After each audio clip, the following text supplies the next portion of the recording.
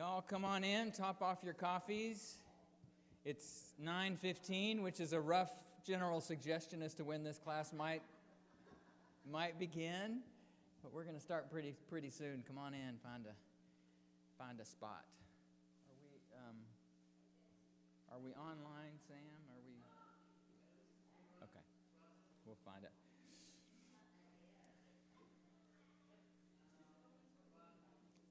That's fine. Are we rolling, Robin? Are we online? Okay, so whatever nonsense I say will be recorded for posterity. Forever. Yeah, it is daunting. So welcome. I'm really glad to see y'all. Come on in, find a seat, scoot on in.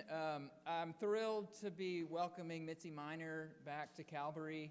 I don't really need to go all the way through her resume. Y'all know who she is. I think what I'd rather say is that I think Mitzi's just one of these rare people who can open up Scripture deeply with great sophistication and yet do so in a way that's clear she thinks it matters to our lives, like it's meant to actually affect who we are in the world and then affect the world we move around in. So she's on sabbatical. You started at 1993, I saw that, so your sabbatical, so that's 93 is like 7 years ago, right? So this feels like it.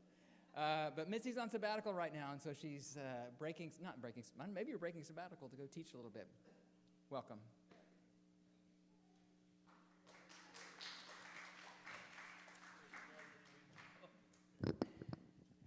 Yeah, we had to point out that I'm vertically challenged when he first had the mic, up to here with that. So the lovely thing about being on sabbatical, among many lovely things, though, is that I get to prepare to come and be at Calvary Church without thinking about all the papers I haven't graded. So that's been a real, gift to me. It is so good to see you all and to be welcomed always as you welcome me. And your faces are familiar. I'm kind of crummy with names, but your faces are familiar, and it's a delight to be here. So this coming week, we will observe Halloween, which also happens to be my mother's birthday. It's also Eileen Farmer's birthday, for those of you who did not know that. So there's that, and then, of course, All Saints Day is next, and then next Sunday is All Saints Sunday. So that kind of gave me, I'm hunting a word, theme maybe? That sounds like a really boring word. It gave me an idea for what to share in this particular time. So I thought we might talk about being saints. I know you're all interested in being saints and going through that process that somebody created. Don't you love all that stuff when they do that? Oh me. So here's what I'm proposing to do, having been inspired by the calendar, is to take a look at what the New Testament actually has to say to us about being saints, so that by next Sunday, I hope you'll be ready to celebrate the saints that you have known and the ones that you are becoming, because you are becoming one according to the New Testament. So that's where we'll go. So let me start with a couple of quotes from our old friend Paul, whom sometimes we love and sometimes you want to have a conversation with him. That's all I'll say about that, right? So here's how he begins his letter to the believers in Rome. He says, he always does, from Paul, and if anybody's working with him, to all God's beloved ones in Rome, called to be saints. Similarly, I got a list. In the letter we call 1 Corinthians, so the letter that he wrote to Corinthian believers is actually not the first letter he wrote them.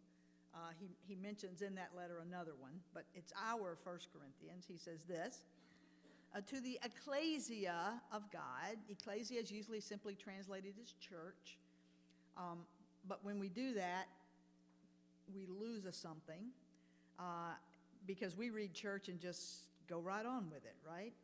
But in the first century, an ecclesia was an assembly. It comes from the Greek. The Greeks get credit for inventing democracy. I'm not sure they should, but they do. But their, of course, democracy was not terribly democratic. Only wealthy, high-born, educated, propertied men were allowed to participate. But when they did, they gathered in an ecclesia, and it was an assembly of free citizens who were choosing the course of their own lives. So when the early followers adopted that terminology for their gatherings, they were making a statement. They were free citizens gathering to determine the course of their own lives. And the interesting thing about that is, in that assembly were slaves and women and low-born in all kinds of ways, and some high-born folks too. It was quite the conglomeration of that. I hate to tell some folks, but it's the early picture of DEI. So, I hate to tell those folks that, think that's, a four-letter word or something, right? And so they call themselves an ecclesia, and that makes a statement. And so Paul says, to the ecclesia of God in Corinth, having been sanctified in Christ Jesus and called to be saints.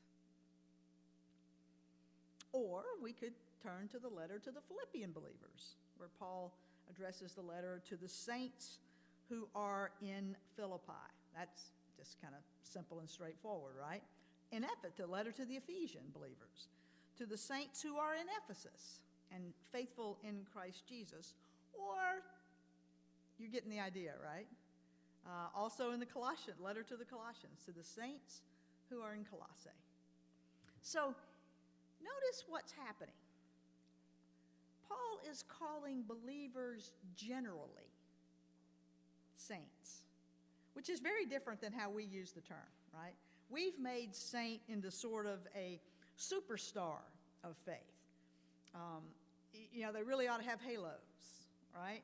And the actual official process among our Catholic sisters and brothers is that they have to have had a recorded miracle or 2 or 6, right? And so they're sort of superstars, and I don't know about you, but they scare me a little bit, People who are like that are I don't know about you, but I'm not inviting those people over to my house for dinner because it doesn't feel like holy enough, right, to have them there.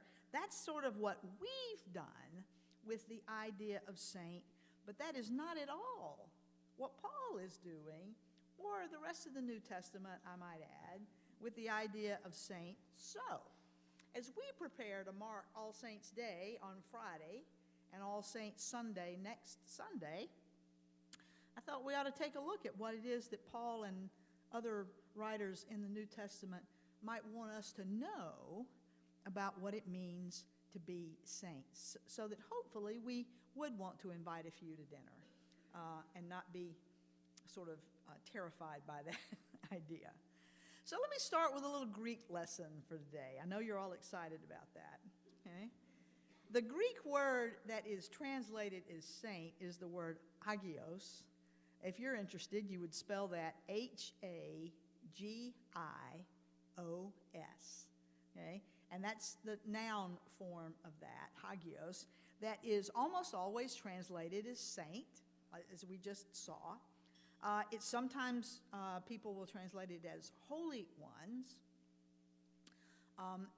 Paul also uses in one of his letters the verb form of that word, which is hagiazo. Are y'all impressed that I'm throwing those Greek terms? I'm sorry? Don't we wish? She was asking if there was baklava after this. So hagiazo is the verb form of that, which is usually translated to sanctify. That's how it was translated in the text I read. It could be to consecrate or to make holy, Okay? And so that's fundamentally the idea, but that doesn't tell us a whole lot. If you could have used a first century dictionary, which didn't actually exist, Webster sort of, created that thing, and a great gift to the world, I might add. But in the first century, had there been such a thing, probably the first definition that you would have found when you looked up hagios or hagiazo would have been, it means to separate. Or the noun form would be the separate ones. And so here is our first clue, that our understanding of saint as a sort of superstar of faith is really off. In the first century, in Paul's day, to be a saint was to be separated out from others. Now, not geographically, not physically, but in terms of your concepts or your perspective or your understanding or your imagination, in the constructive sense of imagination, how you imagine yourself in the world. To be separate from others or to be set apart for something else. So that in Paul's thinking, a saint is someone who is set apart for God. And the term I'm going to use today, I said that would have been a first century definition. I'm going to pick up an idea that I've been exploring lately a little bit, and that is the idea of being set apart for. I'm going to associate that with the idea of belonging. This is one of my new favorite words. So that saints are those who belong to God. You might have noticed also that in two of the texts that I read, that Paul says that believers are called to be saints.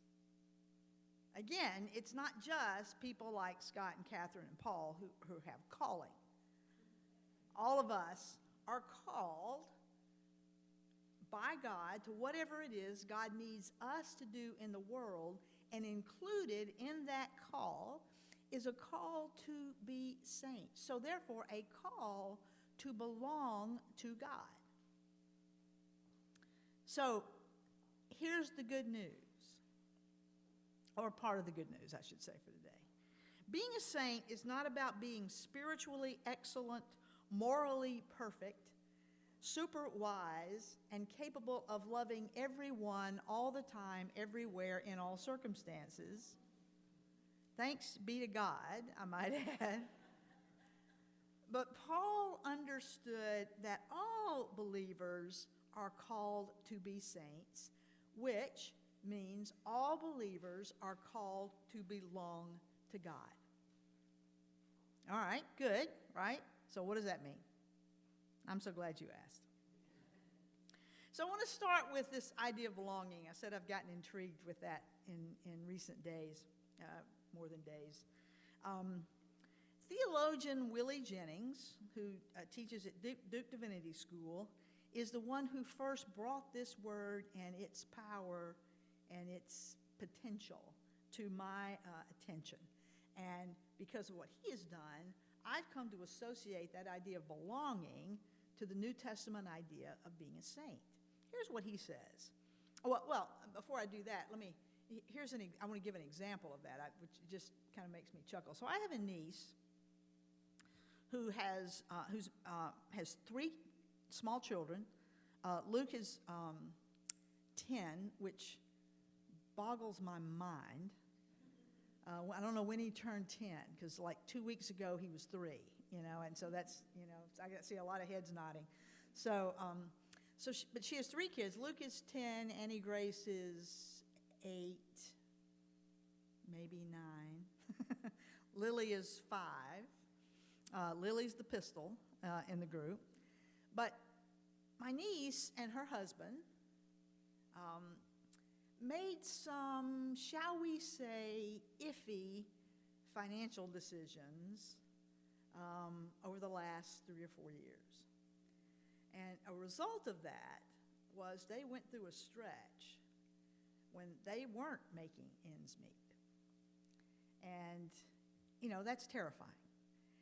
And so in that stretch of time, I bought groceries for them in several different months. And every time that I did that, my niece would always say to me, I'll pay you back as soon as I get my next paycheck. And I would always say, let's let you get financially stable and then we'll worry about it. And here's the reality. She's not paying me back. If she tried to, I'm not taking it, right? And you all know that because you may have had to do the same kind of thing. And here's why. Because Ashley belongs to me. She is a part of me. And her children are a part of me. And because of that, I would buy groceries for them or, anything else I could do for them anytime. That's the concept of belonging that Willie Jennings, I mentioned a theologian, has jumped on. And he says this. He says, we need to become people who can gather others together across boundaries and borders so that we share, and here's his great phrase, so that we share God-drenched communion. I love that phrase. When y'all go up for worship a little bit and share communion, let that one run through your brain, okay? God-drenched communion. And when we do so, we can begin to cultivate what he calls the radical belonging that is at the heart of God's renewing work in the world. The radical belonging that is at the heart of God's renewing work in the world. You may remember, we're not far from Advent, and you may remember from past Advents, you'll likely encounter them again, the great texts from Isaiah that talk about the nations streaming to Zion to learn the ways of God together. That all the people will be welcomed on God's holy mountain to share in God's feast.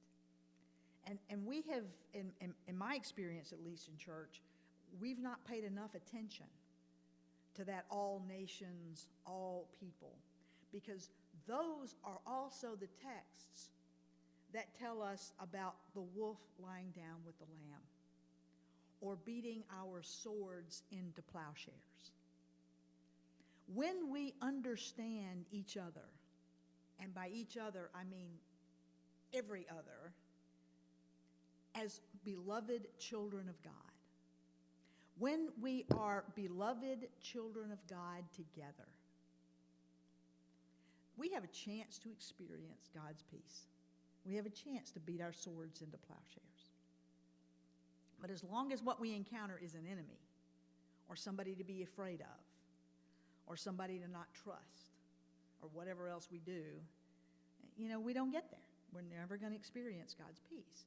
So Jennings, he's not a New Testament scholar, but he's not doing bad, with his New Testament stuff, when he says that radical belonging is at the heart of God's renewing work in the world. And so he calls for us to develop, his word is cultivate, which I also love, to cultivate a sense of being possessed by rather than possessing something else or someone else.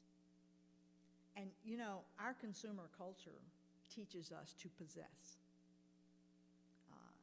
to own, even to hoard, right?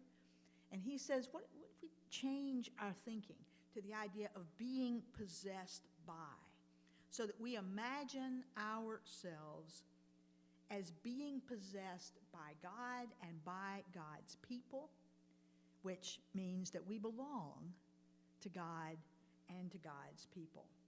Now that's Jennings, and I think that's pretty good. But for me, I need to hear what Jesus has to say on the matter. So how about I use Jesus? What time are we finished? About 10? Is that right? Okay. Okay. All right. I always have to. It might be possible for me to talk a little, so I'll try to watch some of that. So let's let Jesus illustrate this idea of belonging for us, okay? So think with me for a minute of the stories of Jesus, and particularly the stories of conflict, when Jesus is in a tense moment with those who are opposed to him.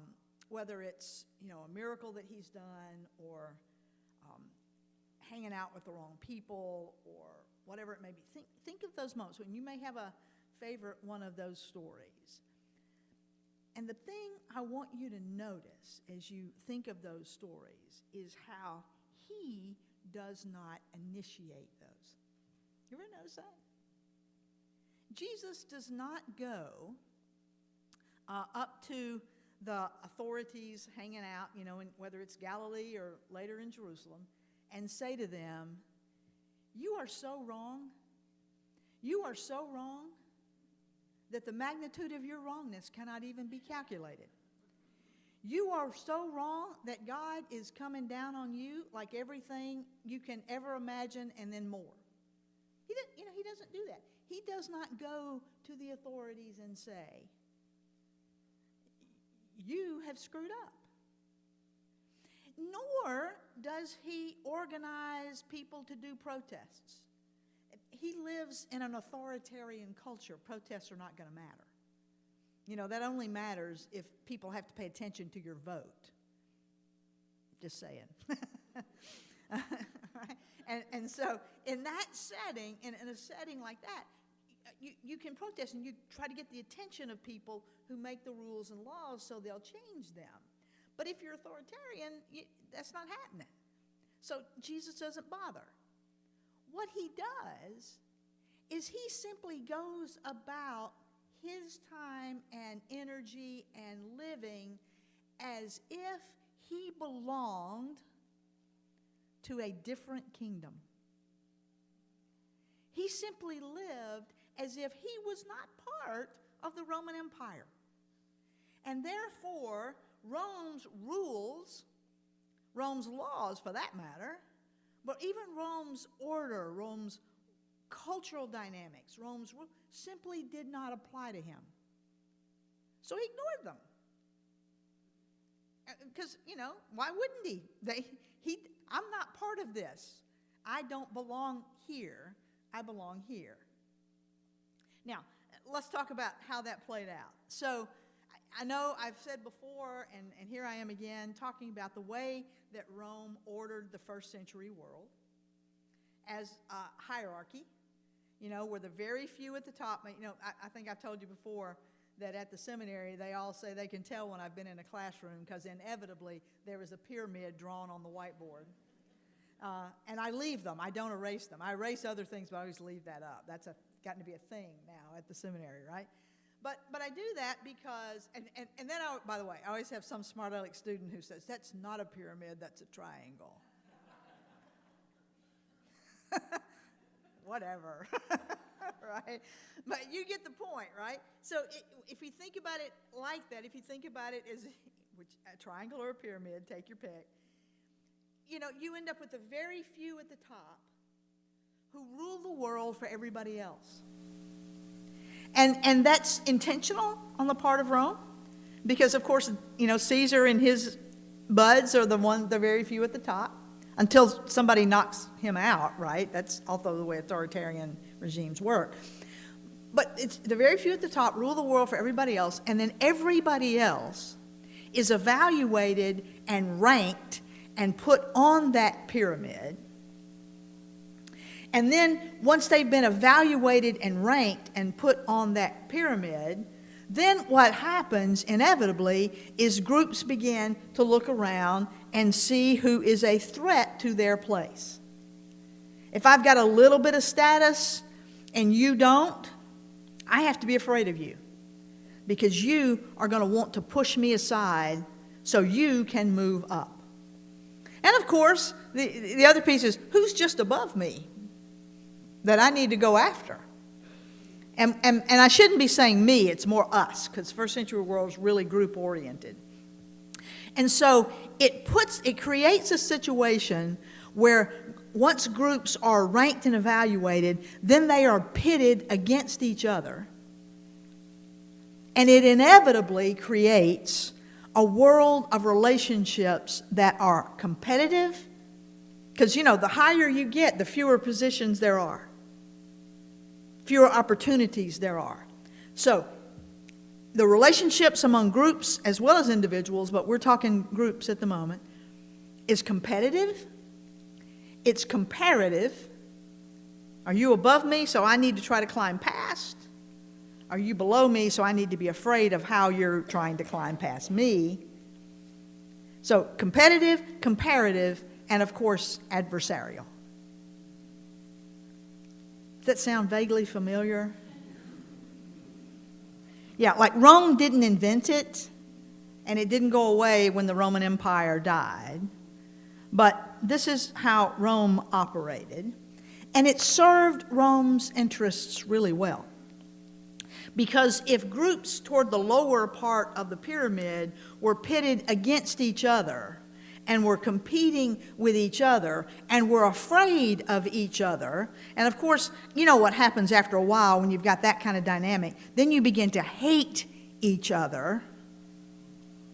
You know what they're not doing? They're not uniting to resist Roman oppression. And that's why I say it serves Rome's interest. Today we would call that divide and conquer, right?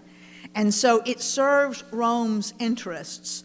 And this is how Rome ordered the world, and they were very intentional about it.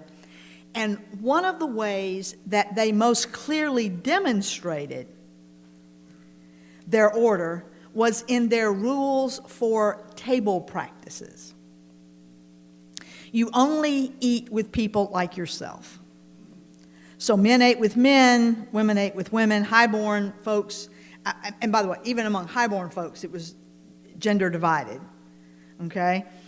So Jesus sometimes uses that in his parables, So he'll say, when you all gather for a meal, don't compete for the highest places at the table. I always figure their jaws dropped because they thought, idiot, that's what we do here. And he's like, I know that, and I'm trying to tell you there's a better way. But he uses that very order in some of his parables, right? And so table fellowship was illustrative of Roman rule. It was sort of the most visible thing. Everybody did it because everybody ate. And so it becomes this really dynamic way of demonstrating Roman rule and Roman power. And of course, in local areas, you also have Rome's allies. Because Rome didn't always have to put their own people in places. They would make arrangements, shall we say, with the local ruling elite class. You protect our interests, and we will allow you a certain power and privilege over local affairs, which is how the high priests in Jerusalem, by the way, in the first century, got to be high priests in Jerusalem, because they were willing, today we would call them collaborators. Okay? And so that's how they got those places. And then when you do your table fellowship, you demonstrate who's in power and who's not, by who's welcome at your table or who isn't, or who gets to sit close to you at the table or who doesn't. So even, don't you love that? Even among the people who are included, there's this competition and ranking and this, therefore, this division. And it keeps people, again, it's great for Rome because it keeps people from ever going, you know what, we've got an awful lot in common here, people. And think about, again, that pyramid thing. Look how many more people are on the bottom than on the top. And as long as you can keep them fighting each other, that, Rome is like, this was a good day. Because of all that's happened. So you got the picture of that? Okay. Do you understand now why Jesus ate with tax collectors and sinners was such a big, fat, hairy deal? And he didn't make a scene. Right? He didn't go out somewhere and go, you know what? Your table practices are horrible. So from now on, we're going to do this. He didn't do that. He simply lived as if he belonged to a different kingdom. And the rules that govern Roman affairs did not apply to him. So, tax collectors and sinners are welcome at his table. Women are welcome at his table. Beggars are welcome at his table. Anybody who wanted a place at the table was welcome at his table. He even accepted invitations from higher-ups. He would go and have dinner with the Pharisees. And then he would usually tell them, you're doing this wrong. Once they invited him in, because, they never invited him in because they thought, this is a guy we want to get to know better. No, they invited him in because they were looking for some way to do damage here. So the New Testament will say things like they were watching him closely. I mean, don't you love that? So and they're all sitting around, and everybody in there is tense and watching and hoping. Everybody except Jesus, who's like, y'all are crazy. This is a crazy way for y'all to live. And he said, what you ought to do is invite the poor, the lame, the blind, because, it's gracious and compassionate. And I just always figured they were like, who does that? And, of course, the answer is Jesus did that. And, again, he simply lived as if he belonged to a different kingdom. Or another of my favorite places where we illustrate this is in the prayer that you will say in a few minutes in your worship service when you do Our Father who art in heaven. So if you read through Matthew's gospel in particular, that's not the only time that we get the phrase, the Father who is in heaven. And one day I got to laughing about that because I thought, why do we need constant reminders about where God is? Our Father who's in heaven, our Father's in heaven, our Father's in heaven. And I thought, I got it, right? Until, once again, I had an appreciation that one of the things that Caesar did in the first century was claim to be the father of the empire. And the empire, according to Caesar, was just one big household. And in the household, in the first century world, the household, and you really ought to think household more than family, though we tend to translate that the term as family. But the household was the father, spouse, wife, children, extended family usually, parents who need to be cared for now, maybe cousins and in-laws and stuff who, need this. And if there are slaves or servants, they're also a part of the entire household. And when you have a household like this, the father is the head of the household. It belongs to him. And he sets the rules and the occupation. If your father is a carpenter, you're going to be a carpenter. There's not any of this, what do you want to be when you grow up? For first century little boys, little girls are going to be mothers, according to the culture, right? But little boys, there's none of this, what do you want to be when you grow up? You're going to be whatever your father is. And so the father is the head of the household, and the father's responsible for providing food, shelter, and occupation. And in return, everybody in the household owes the father gratitude, loyalty, and obedience. Anybody seeing why this is a great image for Caesar to adopt? All right? So, I am the pater patria, was the language in Latin, the father of the fatherland. I am the father of this household. And I am providing you food and shelter and occupation. A little bit.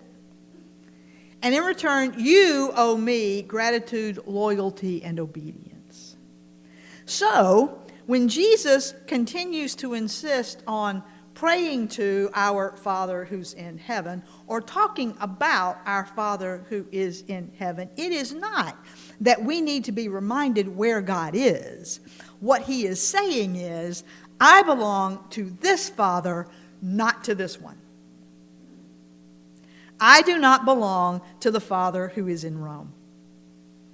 I belong to the Father who is in heaven. And that's the reason for this constant reminder about God who is in heaven, because God is not the Father who is in Rome. So one more illustration then of the way in which Jesus simply belonged to a different kingdom. Okay? Everybody with me on that? So he lived differently because the rules in God's kingdom are different. Because the rules in God's kingdom are not based on competition, comparison, and being adversaries. The rules in God's kingdom are based on welcome and grace and love and forgiveness, and that changes the dynamics utterly. Which, now, let me say really quickly, that doesn't mean people don't have different responsibilities. And some people have responsibilities having to do with leadership. I mean, that's just true, right? But how one leads becomes all the difference in the world. Okay? If this becomes power dynamics, I have power over you, then we've stepped outside the pale here in terms of how God's world operates. Let me read a text. The text I'll read today is Jesus talking about this. What am I doing on time? Oh, it's tough. Okay, so Mark chapter 10, and Jesus is on his way to Jerusalem to really speak truth to power, as we say. He's going to call people to follow him there. And along the way, James and John, the sons of Zebedee, came forward to him and said to him, "Teacher, we want you to do for us whatever we ask of you." I don't know about y'all, but I tried that with my parents. I want you to promise me this before I tell you what it is, because I know when I tell you, you're not going to do it. I mean, we know how this works. And, really, Jesus, being, nobody's dummy, says to them, "What is it you want me to do for you?" And they said to him, "Appoint us to sit, one at your right hand and one at your left, in your glory." You see what they're doing? They're still operating out of this mindset of the chosen, particular, special ones. And we want to be them. Now, Jesus goes on and tells them, you do not have a clue, which is true. I want to pick the story up down in verse 41, and it says this: "When the 10 heard this, they began to be angry with James and John." And the interesting thing about the word angry here, the Greek term has the idea, it conveys with it a sense of envy. So they're not angry because James and John made such a ridiculous request. They're angry because they beat them to it. So they're angry with James and John. And so Jesus called them and said to them, I just love this, "Okay, y'all come here. It is time to have within us one of those come to Jesus moments." That's why we call them come to Jesus moments. Y'all come here. And he says, "You know that among the Gentiles," here you can read the Romans, that's what he means, "among the Romans, those whom they recognize as their leaders lord it over them, and their great ones are tyrants over them. But it is not so among you. You belong to a different kingdom. And the rules here are different. And you need to understand this," he says. And he goes on and says, "Whoever wishes to become great among you must be your servant. And whoever wishes to become first among you must be slave of all. For the Son of Man came not to be served, but to serve, and to give his life as a ransom for many," to give up. So here are the dynamics, okay? And here is what I mean about living in a different kingdom. All right? So what do? How do we live out belonging to God and to God's kingdom? That's a question that you can ponder. And of course, I cannot answer that for you in the particulars of your life. I'm going to toss out some possibilities maybe that are worth pondering. okay? So there's this. Let me start with the simple thing. We don't, in our everyday language, we don't use the word kingdom very much, and there are reasons for that, because kings are generally not good ideas. So I hope that Jennings' idea of belonging, may speak to you in terms of what we're talking about, belonging to God and to how God operates in the world. And so what does that look like for us now in the 21st century and not just in the first? So here's some things to consider. What about this one? What is the definition of success? Which drives Calvary Church, or any church for that matter? What is the definition of success? And here's the important critical question that goes with that. Does your definition of success, does our definition of success in church sound more like the New Testament idea of belonging to God, or does it sound more like our culture? And I don't have to tell y'all that most churches define success by numbers and budgets and programs, right? And whether or not those are going up as opposed to going down. I don't know about y'all, but that sounds a little cultural to me. What if all of our churches adopted that success means growing in our capacity to love?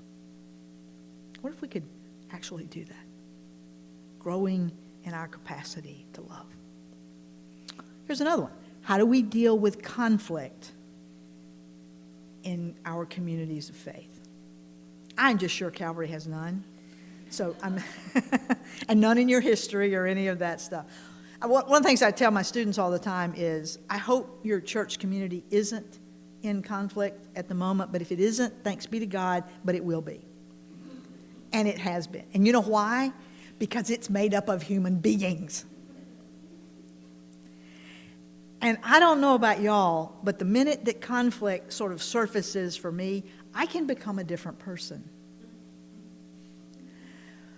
I noticed a few years ago, several years ago now, a bunch of years ago now, so that when I got drawn into an argument, that I really did become a different person. Because once I get into an conversations are wonderful. Arguments are about winning and losing. And I get drawn into an argument, and by God, I'm winning it. And in the middle of an argument, if I'm having an argument with you, and you were to say the most true thing I've heard in 6 years, I would never admit that, because the goal is not truth. The goal is winning the freaking argument. I'm hearing some laughter that sounds like you know a little about that, right? So when a community of faith is experiencing a conflict, and it happens, the question is not, do we have conflict? It's how do we deal with it when we do? And so many church settings that I'm aware of, what happens when people get into those is then it becomes about winning and losing. And many of us have been through a church split somewhere along the way, and it ain't pretty. And it hurts. And so, how do we deal with conflict when it arises? Does it become about winning and losing? Or does it come that we experience conflict as an opportunity still to practice love and to discover together, even with those people that irritate me, but to understand them also as beloved children of God, and can we together arrive at a place of consensus and understanding? We don't do that well in church. Our history is not pretty when it comes to that. Here's another question. Who's welcome at our table? Or maybe the more salient question is, who isn't welcome? And don't tell me somebody isn't. So several years ago, lessons stick with me, right? One of my favorite preachers, was doing a sermon on the Good Samaritan parable, and he kind of turned it around and said that the you are the guy in the ditch. Usually we're told to be the Good Samaritan. In this one, he said, you're the guy in the ditch. And the Samaritan who comes to save you is the one person in the world that you'd rather die in that ditch than that person be the hero. And then he started making a list of possibilities. And one of them he said, well, he actually named a prominent televangelist who was loudly opposed to women in ministry. And he said, if you are a woman seeking ordination, it might be, I'll just tell you, it was Jerry Falwell. And he said, it might be Jerry Falwell. And you know the thought that went through my brain was, he better not ever lay a hand on me. And then I thought, oh my God. Paul, the preacher's name was Paul. I said, he's right. We all have a someone. And so the question becomes, are we increasingly welcoming those someones to our tables? I saw some faces.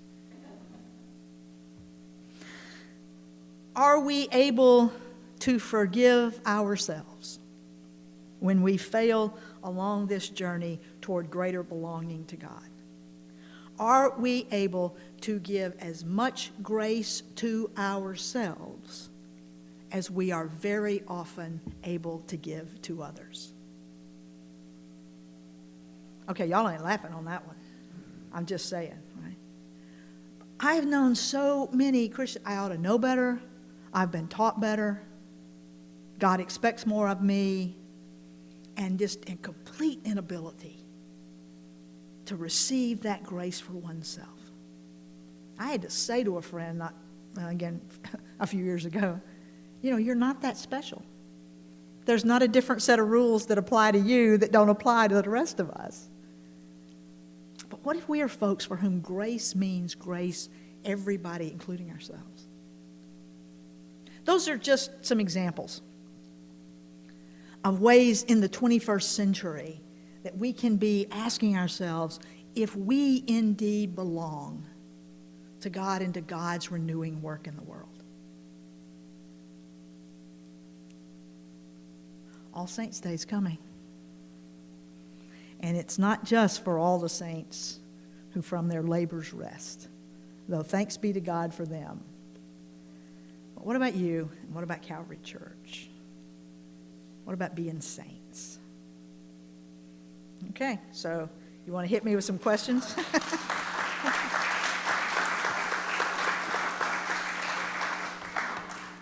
I would like to say that not one time did I let my screen go dark today. I'm getting better at the techno stuff. Who's got a question?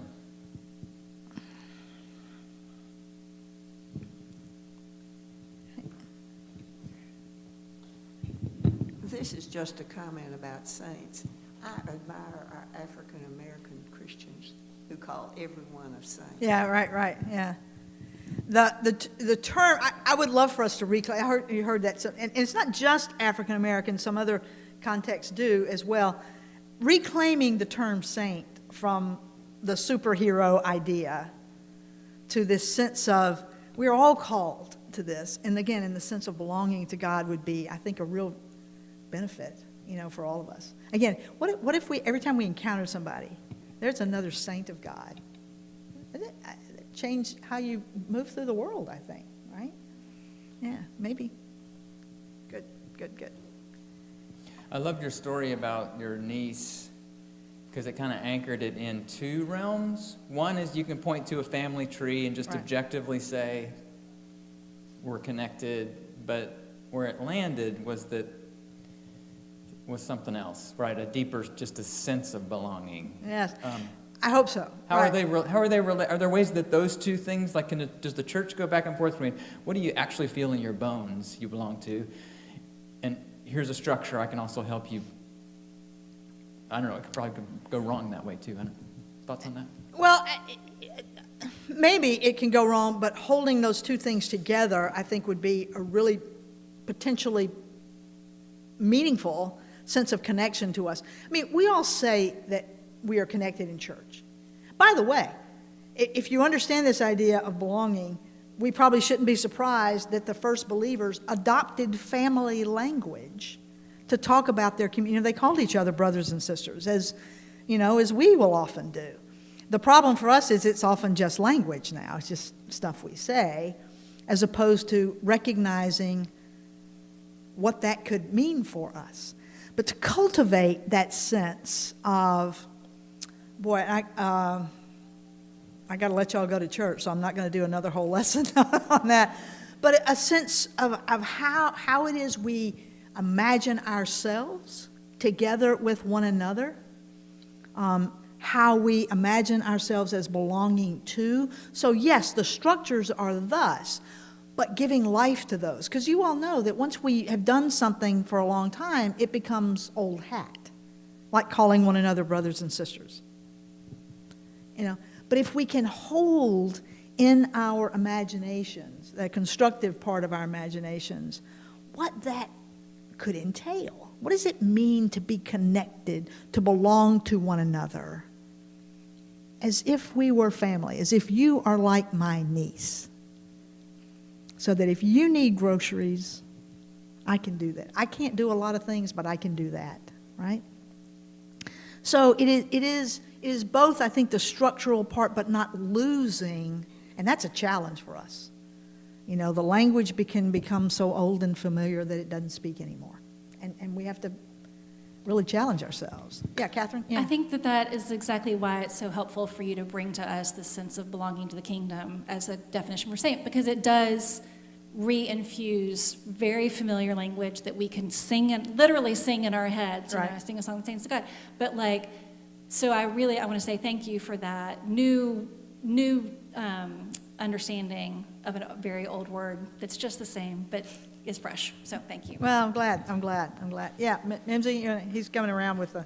How many? The Rupke family had a question. I did see first, then I'll get Okay. Yeah, So on Friday morning, I went to the Croc, and there's a great big wall there with a lit up sign that says, "You belong here," which I was thinking about as I walked into water aerobics class with probably 20 other people, all genders, all ages, all shapes, sizes, and I think of this water aerobics class as about 3/4 dance party, 1/4 gospel church. And we were in there, and you can't take yourself too seriously when you are listening to loud bumping music and you've got your foam dumbbells going all kinds of directions. And so I was thinking that one of the qualities of belonging to me would be joy. right, yeah. And it feels like the opposite of that triangle pyramid you're talking about, which is full of anxiety. If you're like, well, where am I going to sit at the table and who's going to be ahead of me or not? So I was a long way of getting to this question, but what do you think are some of the other products or outcomes of belonging in addition to joy? So first of all, I love your mentioning of joy because, you know, here is Jesus who ends up hounded, persecuted, and crucified. But he talks about joy a lot. And that's, let that sink in. And a couple of other things. One of the things that a sense of belonging can do is we can let go of our sense of ego. Because if I already belong, if God loves me, if I can let that in, then what I'm trying to grab for myself becomes secondary. And what happens to us when we are not so ego-driven? We become so much more lovable, more accepting of others, more welcoming. And you know what else happens to us when we aren't ego-driven? Back to your point about stress and anxiety. We can let that go. If you are in a position of leadership, and that's not my calling, but my calling is this, I'm good with that. The important thing is that both of us are fulfilling our sense of call from God. And then we can be supportive of one another rather than competing with each other, as an example. And the sense of relief of, I don't have to try to be something I'm not, is another great gift. And alongside that is encouraging, enabling, and welcoming other people to be exactly who they are. And if you don't, if who you are doesn't, jibe real well with me, that's okay. I may not go out to dinner. You know, we may not be looking forward to going out to dinner. I can still buy you groceries if you need them, and gladly. So off the top of my head, those, you know, kind of ideas come about, and the sense of joy in that. And one more thing, the early church talked a lot about freedom, the glorious freedom of the children of God in a world where politically they were not. But they found a real sense of freedom in this community because they were welcomed as they were. They could welcome everybody else as they were and live without that stress and find joy. This was freeing. And it's another astounding piece of the New Testament to me. So really good question, and that's my answers off the top of my head. So, yeah. Yeah, Mimsy? I'm sure I have a question, but mostly I wanted to respond to you asking the questions about Calvary. Having been around here a long time, as you know, it occurred, the first thing I thought of was how we have walked into this building with dust on our feet and looking around more carefully than usual, holding on to things, and being part of a renewal that each person here has contributed to. Right. And it's an outward and visible sign to me that when people ask me, since I've been ordained, what's your church? And I say, I belong to Calvary. Mm-hmm. It doesn't, I hadn't thought about it till you mentioned that. Isn't that a So great thank phrase? you. Yeah, it Yeah. is. Thank you. You know, I came in and was laughing with both Catherine and Scott about, boy, this is new. You know, so this. But you know, these walls have absorbed over the years, you know, stories and tears and joy and I am not one of those who thinks that churches ought to tear down their buildings and do something else with that. I think we need to balance carefully where our budget priorities are, but sacred space matters, and sharing sacred space and sharing those stories is a part of belonging.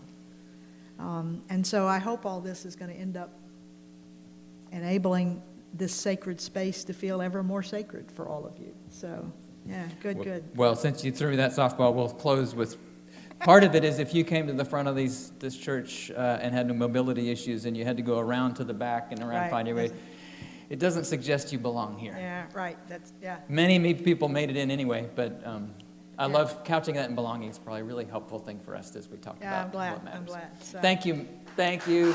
Next week, he's back next week. More sainthood to be Yeah. explored. A few more saints next week. So.